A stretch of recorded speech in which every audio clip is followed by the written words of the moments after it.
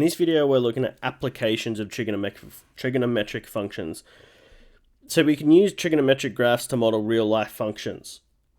So here is a graph that showed the time of sunsets in a city over a period of 2 years.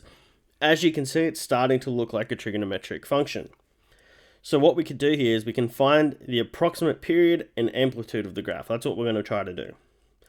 So here the graph is again, and I'm just going to write some stuff on here.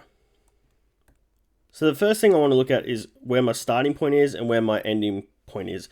So I know I'm starting up high here, and then I look for where it starts to repeat itself again. So it probably starts to repeat itself around here. All right? So I can say that that is probably going to be something like my period. Okay? I then go and say, well, where's it roughly starting? All right? So I know it's starting around the 7 mark, I would say. So if I draw a straight line across there, that would be my center. Okay? And then what these are here, I would say these are the period. The periods. All right, the next thing I want to look at is, well, I should find the amplitude. So how far is it going up and down at the peaks and the troughs? All right?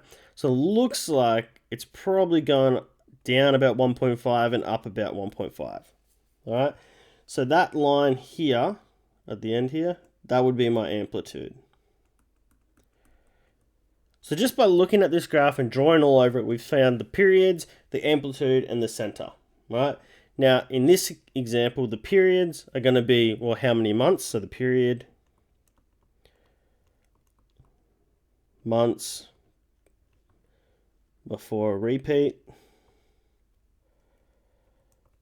So it looks like in this one, it repeats every 12 months. All right, then we can talk about the amplitude. And the amplitude was 1.5 hours. Now, it didn't ask us to talk about the center, but I'm going to anyway. So the center was 7 p.m. So these application of trig function questions usually rely you finding periods, amplitudes, centers, and you can do that by probably drawing. If you can't, if you're more of a, like I am, you need to draw the stuff. If you can see it visually without needing to draw, that's fine. But feel free to draw down the graphs, or a lot of questions will actually get you to sketch it yourself first. And then you can draw all over it and say, well, here's my amplitude, here's where it looks like the center is, and work from there.